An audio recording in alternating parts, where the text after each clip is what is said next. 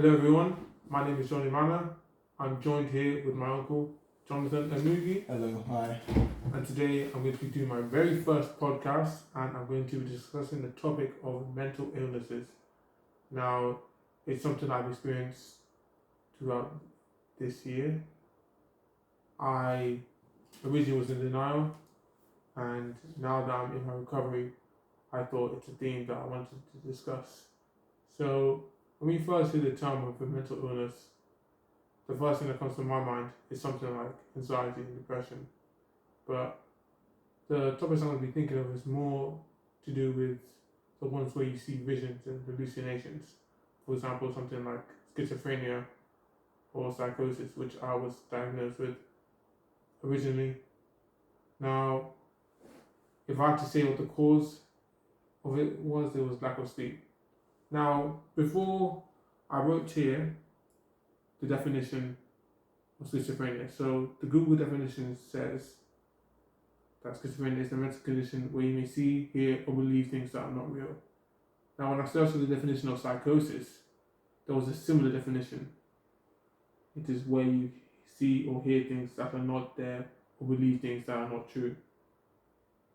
But psychosis wasn't really described as a mental illness, it was described more like a verb.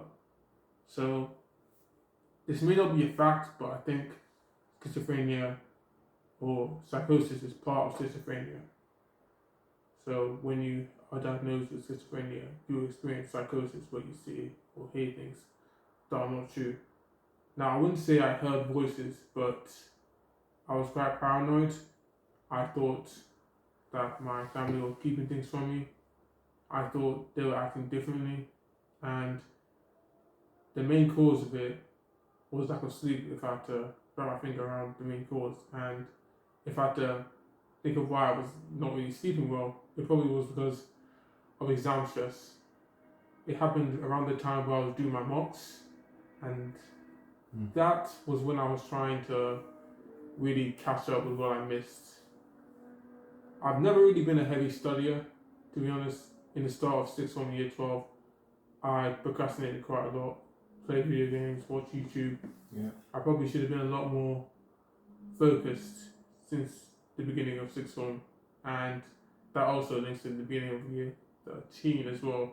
It wasn't until 2023 when I was thinking, okay, now I have to actually focus. But it wasn't just to do with school, it was also to do with my religious side, or should I say my spiritual side, as a Christian, or more specifically, a message believer.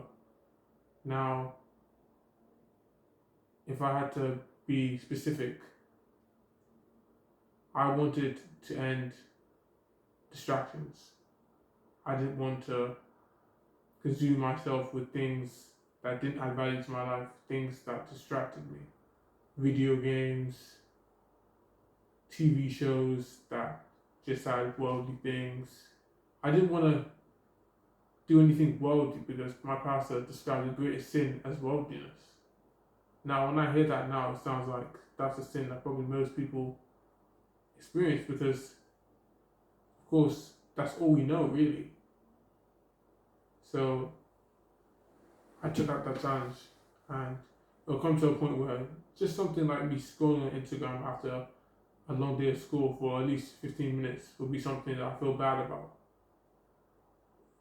I just thought it was a waste of time, and I eventually started deleting a lot of apps. I started unfollowing a lot of accounts. I deleted TikTok, which I didn't really use anyways, Snapchat, and I stopped playing video games, stopped watching shows. And what I did was I started going for walks, revising. I even started listening to tapes to do with the message or church sermons. And that's what I thought would put me in a constant thought process of thinking of things that actually add value to my life. And I also, I guess, wanted to spend time talking to people as well. I started spending more time with my dad, which I think was a positive side of it. But I think the downside was I didn't really have that leisure time. I think the brain definitely needs to have that leisure time. One thing that I really remember is when I started making the timetable. Now that generally is something I probably should have started. Oh, thank you. That's something I probably should have started doing since I was in my GCSEs. You know, making a timetable. My dad used to always encourage me to start organizing my time. It will help me know what to do, help me balance all my subjects. But I always struggled to actually follow through once I made one. Like I'll make one, but I wouldn't actually follow through. So I wouldn't actually bother making one. But what I did was I'll make a timetable. I actually have it here. I'll make a timetable, and on the other side, I'll put whether I actually followed through with it, like an evaluation. And I think generally it was a good self reflection. That's what I started doing around my mocks. I woke up at around 6 because I started waking up quite early, around 6. I went to bed around 9:30, and I made sure that I studied. And my breaks consisted of me either going for a walk or reading or just something not too distracting, just to keep myself in a good frame of mind. Mm. But the thing is, I was disciplined, but the hardest thing was actually going to sleep. I'll go to bed at around 9:30, that would be my goal. But I'll have a lot of thoughts in my head about family, friends, things I see at school, just problems. And I came to the conclusion that I thought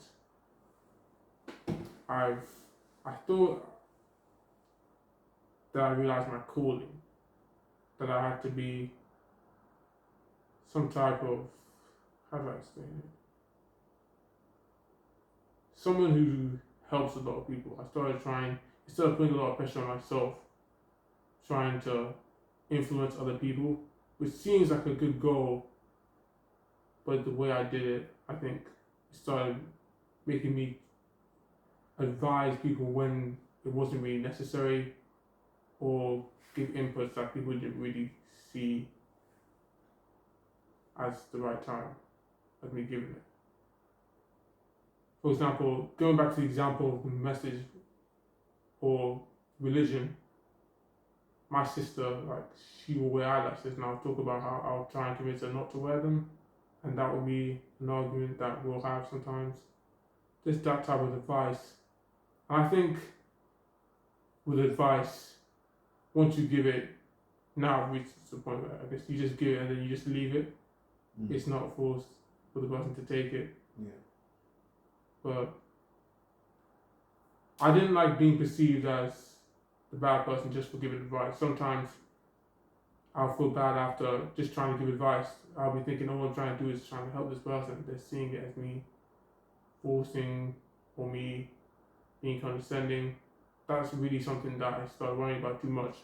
If I had to give one advice, not to worry too much about how people perceive you, because that's not really something you can control. You can mainly control your approach and what you say and how you say it. One thing that people really focus on is the way you say things, your tone.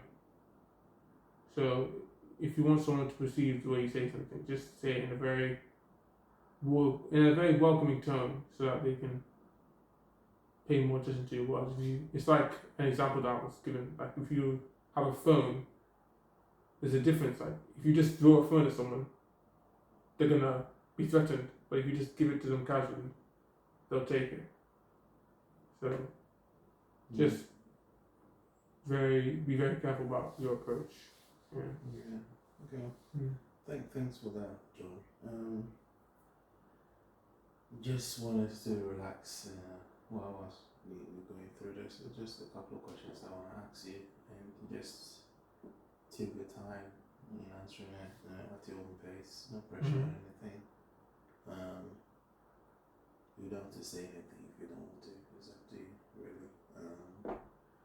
Alright, so first question I want to ask is, can you tell us about your journey with what you're going through right now and the progress that you think you're making towards it through the recovery that you've been,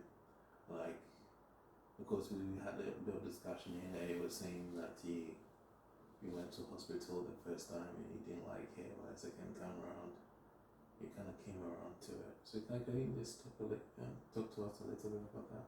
How different it was from the first experience to your experience in the second time, and how your thinking might have changed in terms of the approach or how you thought.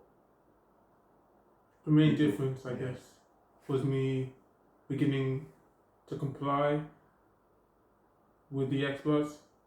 Okay. But the only reason why I started complying with them was because the first time I went to the hospital, I was below the age of 18. I was 17 years old. Right. Okay. Where medication was optional. Right. But once I was 18, it's either I take medication or they inject me. Right.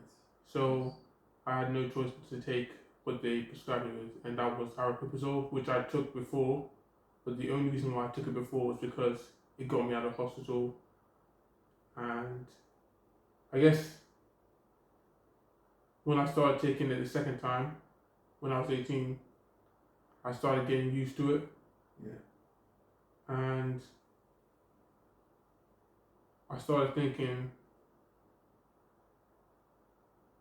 that possibly, I started realizing that I guess maybe the medication has helped for people before. So Okay. I started seeing it as more. I guess the thing is, I still had moments when I was in hospital for the second time where I thought that I was fine, because for the longest time I was in denial that I was unwell. But as I continued to take the medication, it just became a habit, and I guess a lot of people were telling me that I seem calmer now that I'm taking my medication. And it made me think, I guess maybe it is making a difference. Yeah. When I went to what they call a ward round, that's another thing that the consultant said. She would say, you seem a lot calmer, your mindset seemed to be a lot more different about the way you received the incident that landed you in hospital. And she thought it was the medication. I was thinking, oh, it must be because maybe like I'm nearly getting home, or I thought of another reason why. But I guess I just accepted the fact that it was the medication. Yeah. And now I've been taking it for nearly 2 months now. I have not gone back to that phase where I start eating what I say. I've been sleeping quite well. Well, that's good.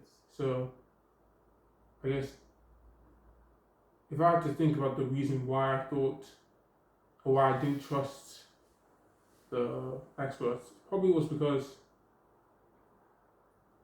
for one, when I was sectioned for the first time, well, not sectioned, but when I was put in hospital, that was completely against my wishes. Yeah. Like, I wanted to go to school. Yeah.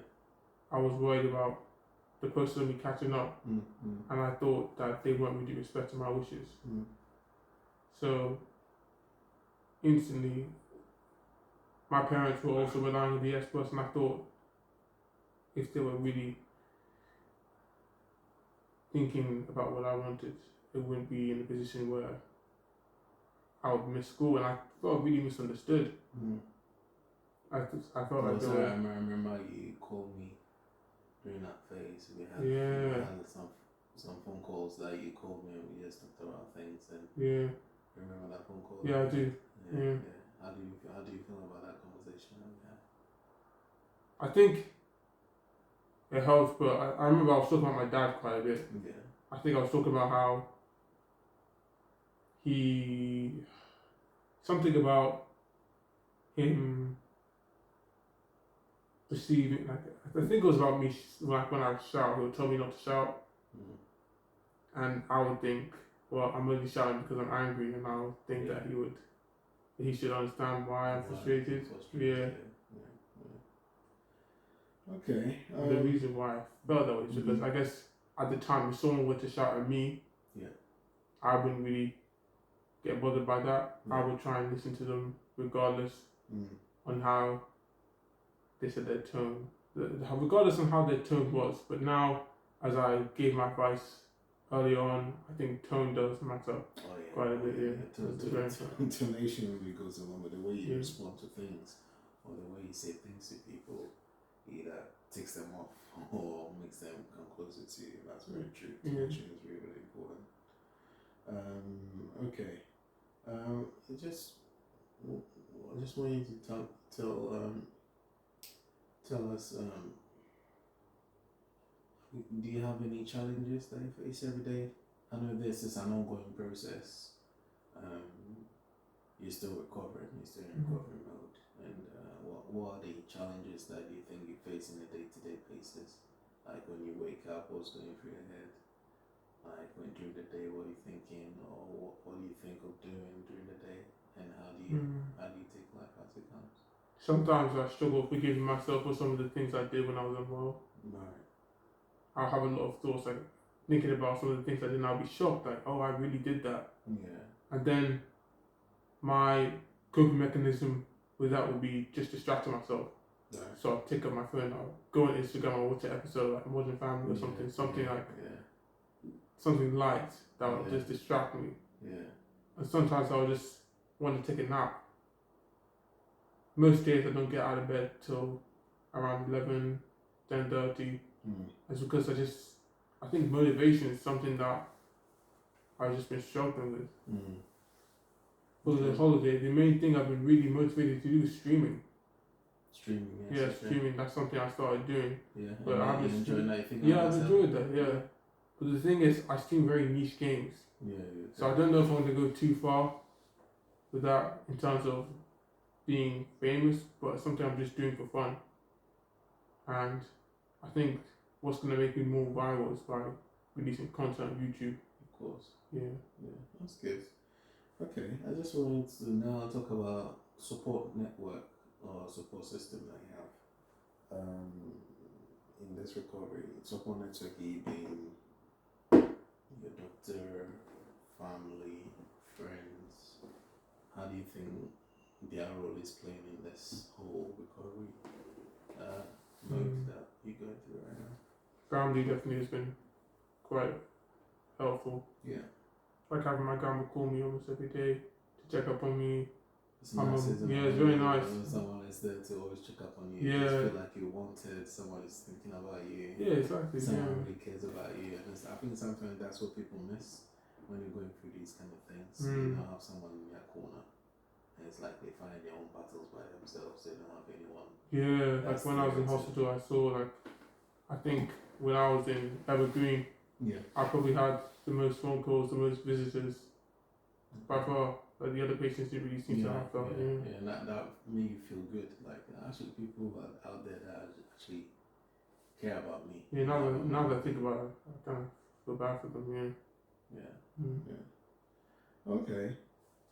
Alright, what advice would you give to people that might be going through this right now, and or whether they are not at the stage that you are at now, and that it's the beginning of going through mental illness and they don't have that support network, or people that are actually recovering like that you are? What advice would you give to others who are currently struggling with mental health issues and seeking recovery? What would you say to them? I don't want to say anything like don't beat yourself up, because I think those things are too easy to say as advice. A lot of people have been telling me to think positively, and I don't think that's the type of advice that I find easy. I think it's more easier said than done. But I think generally, if you find something that makes you happy, like for me, it's streaming. Yeah. And I guess when we went for the walk today, and we were talking, and I asked you what do you enjoy in life? What would you like to do? And you said like streaming. You like to do podcasts. Yeah. And I said, let's do it. Yeah, that's how this started. Yeah. You're just going for a walk. I had no intention of doing this tonight, but you just told me let's do it, and I was like, it was something that you like, and I said, just choose anything that you want we'll talk about. And he said, we'll talk about what you're going through right now. I said, fair enough, let's do it. Yeah, I'm so glad that And we're actually doing this now. Yeah. it kind of feels, it kind of lightens the load a little bit. Just Yeah. to talk about it, just freely, you know, with Exactly, someone, yeah. you know, just let it out, you know. And I think No one to judge you or anything, just be in your own safe space and just do what you have to I do. think that's my advice. Share your story, either writing it down Yeah. or recording it. You don't have to release it Yeah, don't have to release it. Of course. or for the world to see, but or if you have that friend that you can talk to or something like therapy, just a way of releasing it, what you're going through. Don't just bottle it up and you can just hold on to it. Yeah. Yeah. Yeah, it's Some very people do it through music, some people do it through art, drawing, Yeah. just something like that, or even like making something up, making up a story, Yeah. just something creative. I think art is something that really helps. Sometimes I have a music session I go to on Tuesday Okay. where we can like express ourselves through music. Like usually we write a song. I joined quite late, so there was a song they've already been writing, and it's basically about like losing your mind, and Yeah. I related to that instantly. Yeah. So if there are activities, make sure you join those activities as well. Yeah. Because the thing is, I think sometimes you need to have those. That's what you were telling me. You need to have those people who push you. So Yeah, you just need someone just to nudge you a little bit. You Yeah. know? Sometimes with procrastination, everyone procrastinate. yeah, You know, you just want that little nudge, that little push, then Yeah. everything just takes over. So I'm glad that we're doing this. yeah, me I too. mean, as I said, you can choose not to release it. You can watch it anytime that you want. You can do anything you want with it. It's all Yeah. up to you. You know, the power is in your hands. Yeah. Okay. I just want to kind of go more into the perspective on mental health. How has your perspective on mental health changed since you began your journey towards healing, so to speak? To be honest, when I was unwell, I didn't think that mental illness was an actual thing. I thought it was more people just responding to what they've been through. Yeah. But I guess that's kind of what causes it to be a mental illness. When someone's been through an experience, they may mess up their thinking, or it may cause them to not think the way general people would think. Yeah. And I guess the way it's changed is that I'm more accepting into taking medication. I used to think that medication wasn't the answer. I used to do things like going for walks, which I still do every now and then, like going for walks, listening to music. Well, which helps, which is important. Yeah. Just be out in the open, you know. Great outdoors, you know. It helps, yeah. Well, But if you're prescribed a medication, like at least to try it, you wouldn't really lose anything for trying it. yeah. Before I was completely against it. Yeah. And how do you feel about taking it? I think generally, sometimes I find it hard to say how much it's impacting me, but I would say I wouldn't really say I feel agitated these days.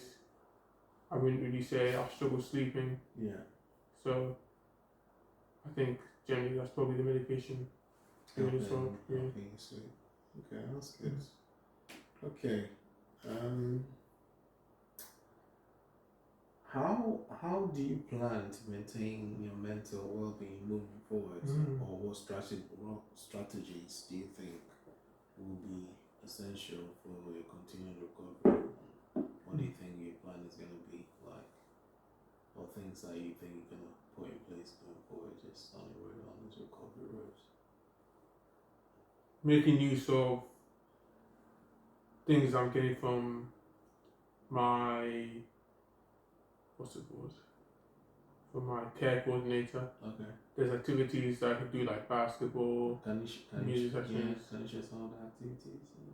So there's a basketball activity every Thursday Okay. where I can play basketball with other people who've experienced psychosis or similar mental illness that I've experienced. Yeah. And there's one where you can play cards as well. Yeah, it's like card games.